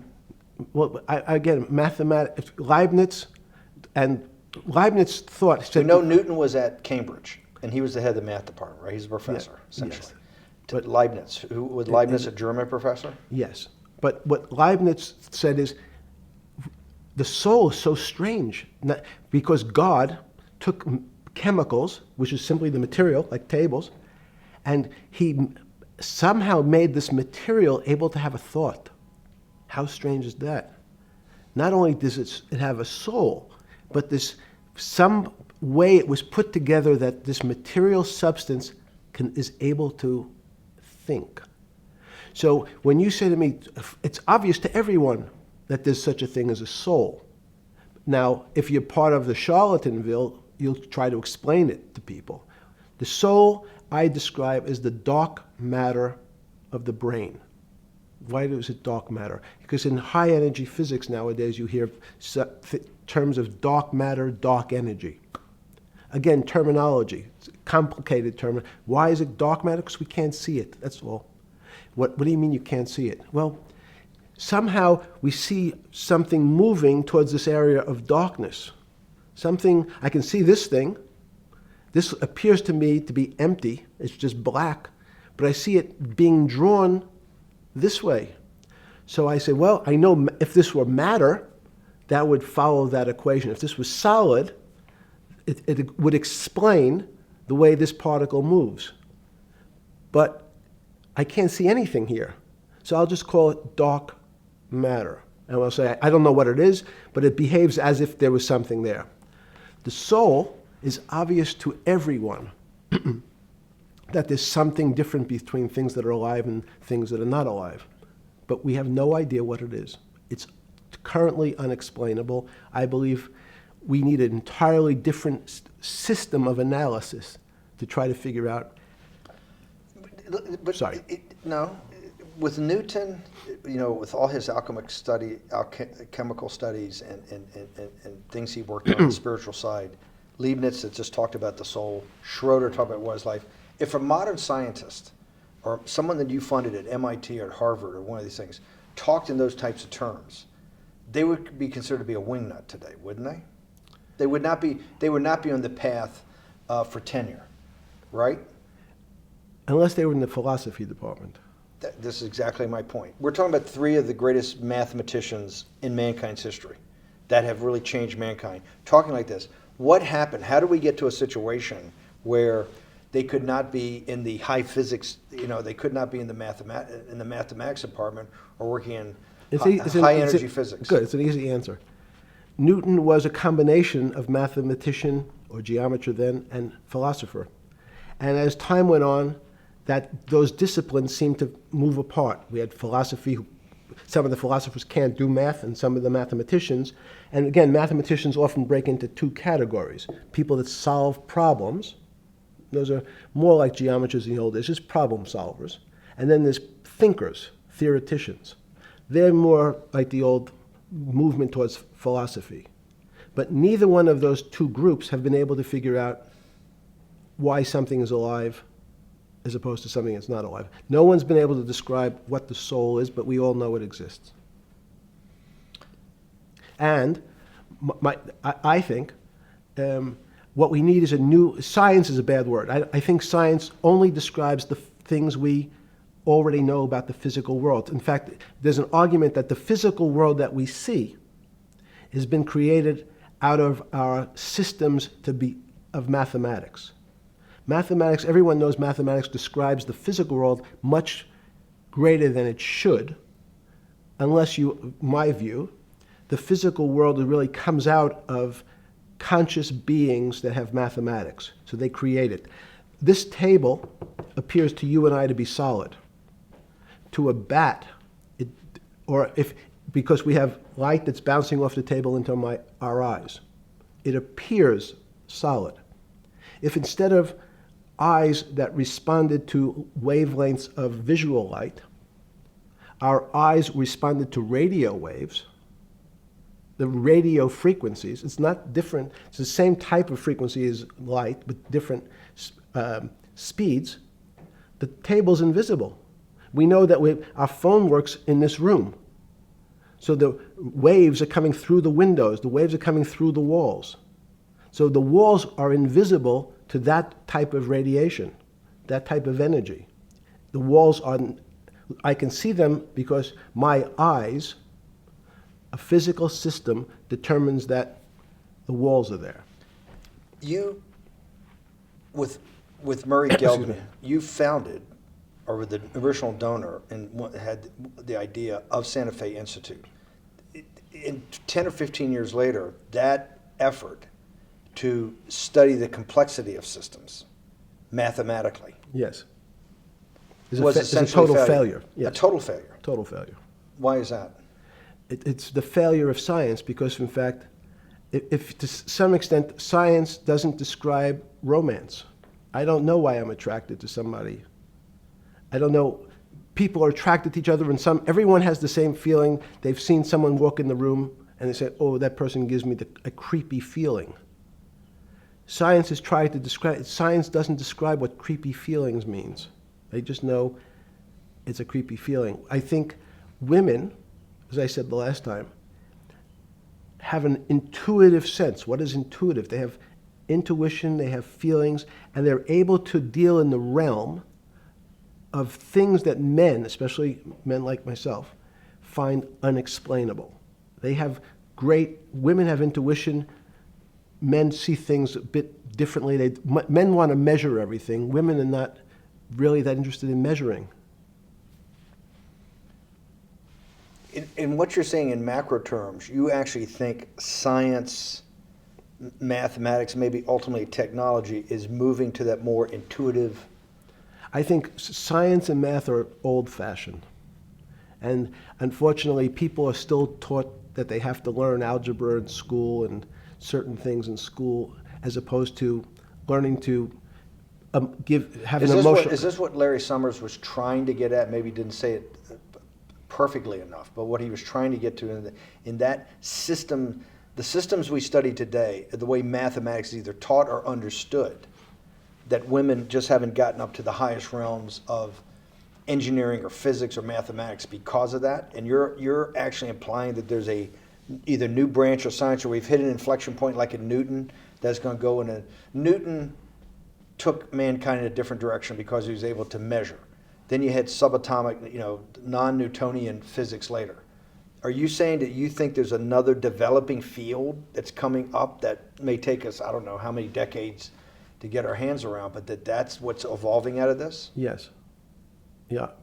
In fact, I think that mathematics, it's not the end of science. Every year someone says it's the end of, we can't discover everything. There's lots to discover with relationship to the physical world, but we know a lot already. In respect to the unexplainable world, we almost know nothing. Women, again, sense it. And instead of Larry Summers, I won't digress too much, but Howard Gardner early on said, there's not one form of intelligence. It's not mathematical intelligence. There's emotional intelligence, this kinesthetic intelligence. There's this argument that I reject that black people are less intelligent than white people. It's not true.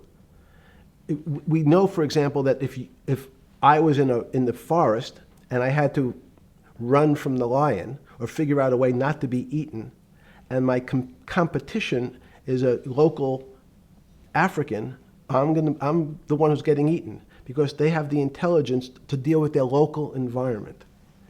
So it's just different. It's not better, it's not worse, but there's many differences amongst different types of people. And so people have different intelligences, and they excel in some intelligences usually, and less so in others. When did it come to, because the world of high finance is a world of pure reason, or is it a lot of emotion and gut checks and on trading desk and central banks when these decisions get made? Is it that high church, like the high church of science of high energy physics, or is it as much emotion that comes in as much as the mathematics and the reason? It's a great question. I think if you talk to really experienced and successful traders, and you ask them how they know what's going on, they can't give you an answer. They don't know. They feel it. They can feel the way the market's moving. They can feel the way the stock's moving. And that these are not very well-defined terms. It's difficult to put in mathematics terms, how did I feel it? You could look back and make guesses what I was seeing. But great traders feel it and then act on their feelings. That's the difference. Many people feel it but are afraid because they want a mathematical justification before they take that next step. When you first got on the trading desk at Bear Stearns in the late 70s or mid 70s, were you shocked by how little actual understanding of mathematics that the traders comprehended? Yeah, well, again, we had a Texas Instrument calculator. Most stockbrokers, especially before 1975, if they were good stockbrokers, could add. That's about it. They could multiply. If you could multiply, you were already in the top 15% of stockbrokers. Stockbrokers simply meant there's a story. When I went to the first person, I had no money. And I said, how much money do you make a year? And he said, $400,000. I said, impossible. I'm making $10,000. That's probably more than your family had made in its entire existence. Yes. And he makes it in a year. I said, what do you do? And he said, it's too complicated for you to understand, which is what the main thrust of Wall Street people, they want to tell you it's too complicated. Because if you understood that that person was simply, he had a brother-in-law, in fact, in this case, who ran the pension fund at General Motors. His brother-in-law would call him and say, buy 1,000 IBM. He'd hang up the phone, he'd write it out on a ticket and walk it to a window. That was his entire skill set. Hello, write what my brother-in-law says, walk it to a ticket window.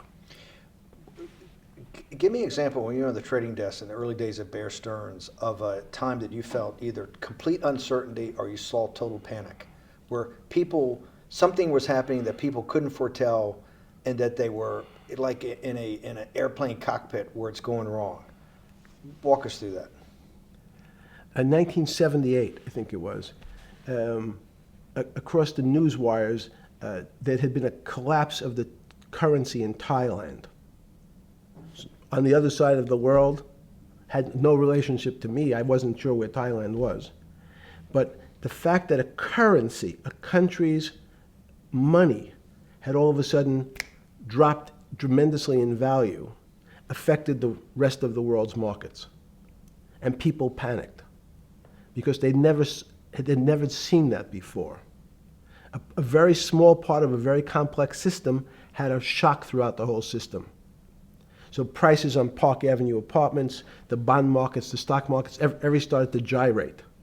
You know, there's an old mathematics expression that if a butterfly wings in Mexico make the wrong turn, it spins out, and eventually, by the time it gets to Canada, it turns into a tornado. So these are part of complex systems. So yeah, Wall Street in certain parts. Santa Fe Institute was supposed to actually come up with a formula for that, for the butterfly wings. Why in 15 years did you reach the end of at least that experiment? Every attempt to, that's why it's so exciting now, because I think certain people are starting to realize that there's so many things that are unexplainable that we have to think about them differently. Music is a great example. It's a common man's example. You know, when you hear a certain song, it makes you feel a certain way.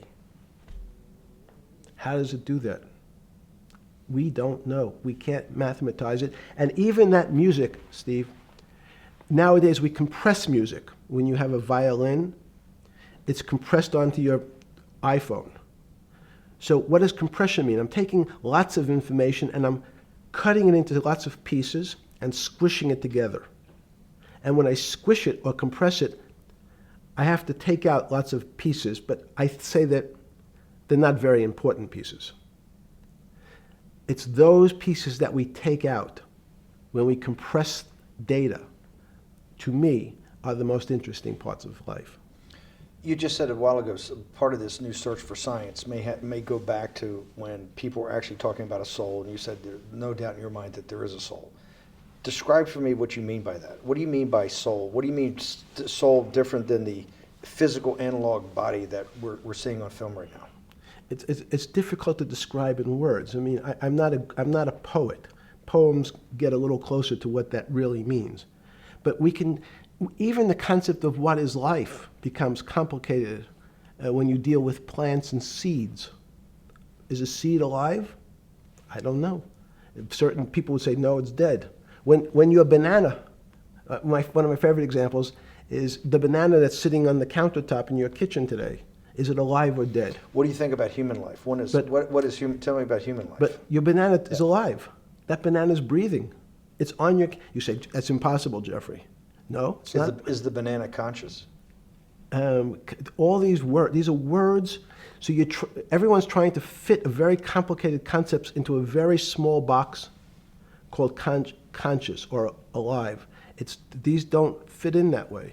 So if you put your banana in a bag and put another fruit in with it, the fruit ripens faster because the banana breathes with it. We don't understand most of those things. So you asked the big question. Sorry. You talk about the life. What about human life? What about it? Tell me what do you think? What do you think human life is? It's a miracle. It's a miracle. And when I say miracle, I can't explain it, and I make no attempt to explain it at the moment. We don't know how to think about it. And anyone, and again, another one of the Feynman quotes when he was talking about quantum physics. He said, anyone, Jeffrey, who says they understand quantum physics and quantum mechanics and quantum behavior, you know they're lying. Let's talk about it. That's post-Newtonian. Talk about what's the difference, who founded quantum mechanics, why is quantum mechanics taking Newtonian physics and taking it to the next level? It forms a much broader category. Let's go back to this desk. You use the thing of Newton using this desk. Why can't Newton's theory explain everything? Why did subatomic quantum mechanics or quantum physics have to come in to explain this? Well, so let's go right back to square one. Why is it called quantum physics? So quanta is a word that simply means packet, small amount. So it's quantized. So we recognized, when we recognized that this table appears, another very complicated word, solid to us, it's really made up of molecules or atoms.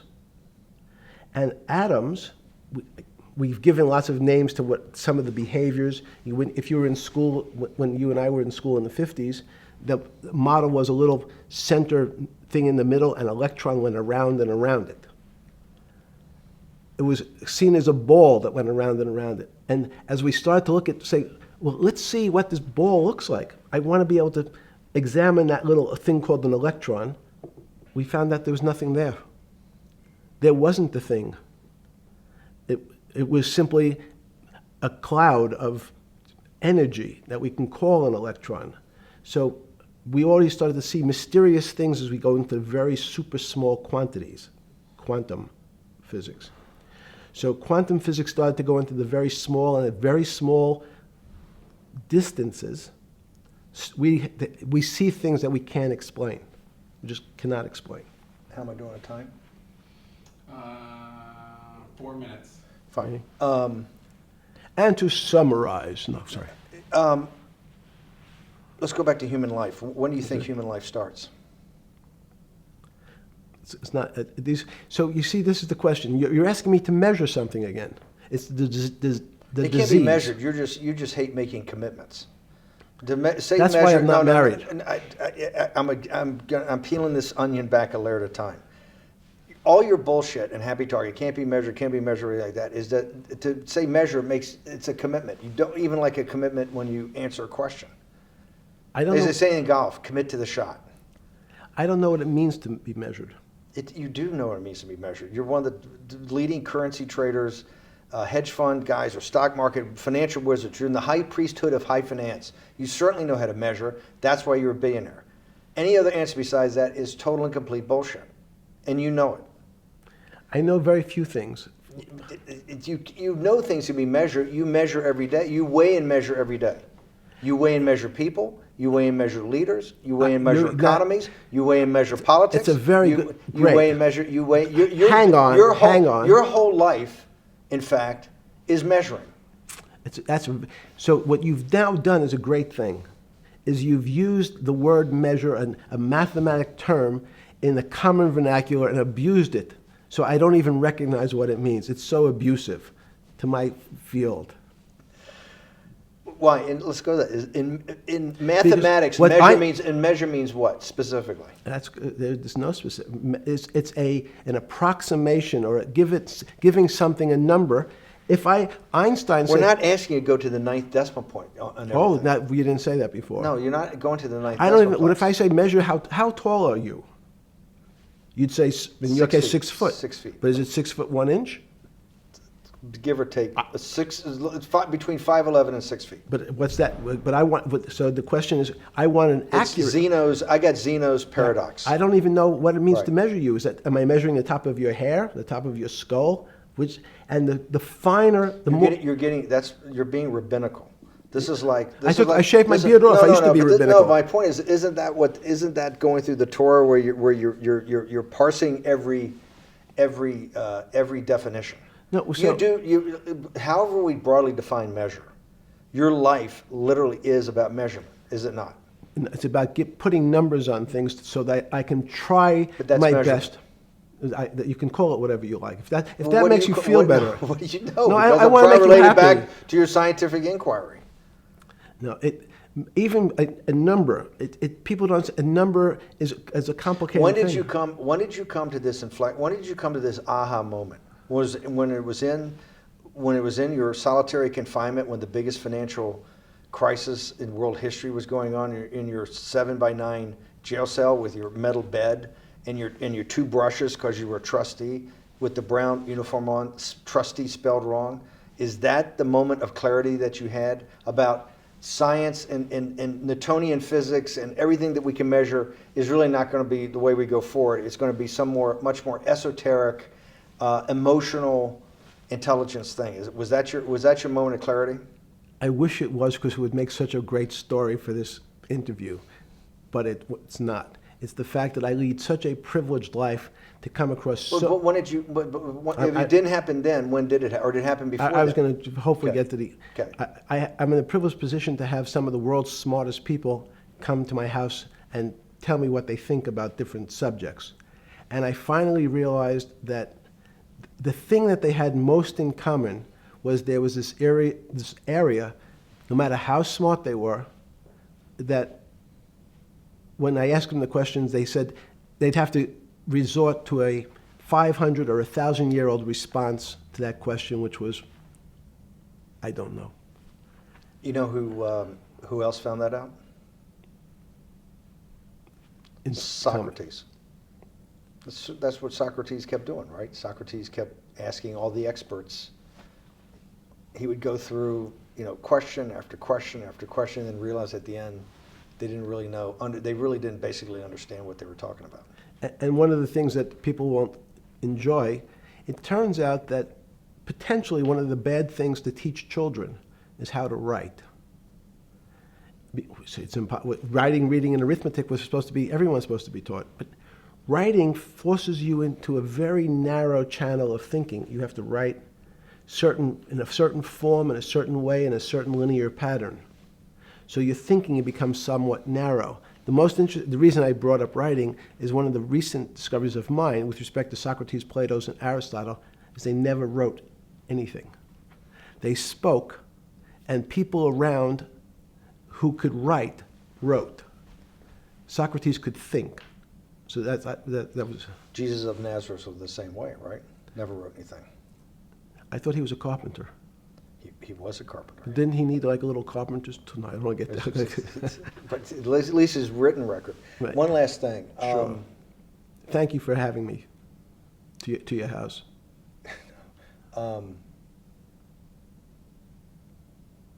Vegetable juice. Let's go back. Look what vegetable juice does. When did that? The beginning of that. Was there any one aha moment in all these great thinkers? Did it happen before 2008? Was it after? That came up over, I know, many years. But when did you actually realize, hey, something new's got to be developed? Yeah, that's great. Is that because again, I'm privileged enough to have people around me who've given lots of philanthropic gifts to institutions of higher learning, and when I said the impact, how do you judge the impact of your giving? And we sat down and said, no really new ideas have come out. And I realized that, of course, it hasn't come out because we've been looking at using science and mathematics, and it's the wrong tool. It's obvious. Institutions that are set up and try to put forward knowledge and understanding and truth, should they take your money? Derek Bach at Harvard said, taking money for good causes is a good thing. So if Hitler took all the gold out of the teeth of the Jews and said, I want to give this to Heidelberg University to fund the Leibniz chairs so that I can study high energy physics, Derek Bach would say that was fine? Again, these questions are questions where good people on both sides, like your Charlottesville, could differ. I don't know the answer to these questions. So tell us the two. Give us the two answers. What the one answer why it shouldn't be, and then the one answer. Derek Bach says, I'll essentially take cash from anybody because I got so many projects, so many good guys, and this is the way I'll do it. So I'm indifferent to where the cash comes from. Money's money. And if I got good guys, I'm the fiduciary that says these are good people and this is good research, okay? I'll take the cash from any source, including you. What's the other argument? Let me give you that. I know in my case, Is your money dirty money? if you live, I just asked a question. Is your money dirty money? no, it's not. So in fact, Why is it so- not dirty money? Because I earned it, a heart. But you earned it. I earned it legally. We went back to this before. You earned Yes. it. You earned it advising the worst people in the world, right? That do enormous bad things, and just to make more money. So instead of asking me the question, should you take the money? Because I think it's a legitimate question. Do you think it's a legitimate question? Yes, no Why? question. Because I think about, ethics is always a complicated subject, but I can tell you that with the money I gave to help try to eradicate polio in Pakistan and India, instead of asking me whether that money should be given to these children for vaccines, I think you might want to ask their mothers who received the vaccine, who know their child now won't get polio, and ask them if Epstein should have helped these people If we with their walked in, money. if we walked in, you're is a that a fair mathematician. question? You're a mathematician. If we walked into that clinic where they're giving that money out to these people that are in the most dire straits of poverty and sickness, and told them that the money was coming from class 3 sexual predator? Tier 1. Was tier 1's the highest and worst? No, I'm The lowest? I'm the lowest. You're the yes. lowest. Okay, tier 1, you're the lowest. But a criminal. Yes. That the money came from them. What percentage of people do you estimate? I understand you don't like probabilities. Do you estimate would say, I don't care, I want the money for my children? I would say everyone said, I want the money for my children. Did they know where the money came from? I think if you See, told them, the if I told them 100%. the devil Himself. The devil himself said, I'm going to exchange some dollars for your child's life. Do you think you're the devil himself? No, but I do have a good mirror. It's a serious question. Sorry. Do you think you're the devil himself? I don't know. Why would you say that? Because you have all the attributes. You're incredibly smart. You remember the devil is the somebody devil knows smart? The devil's brilliant. You read Milton's Paradise Lost. No, the devil scares me. Satan is at the number 1 or 2 archangel, and the reason he goes to hell and leads the rebellion is because he can't be the top guy. And his thing is, I'd rather reign in hell than serve in heaven. I saw that in a movie once called American Dharma. I don't remember who said it. Okay, we have to go. Okay, good. Okay. That was good.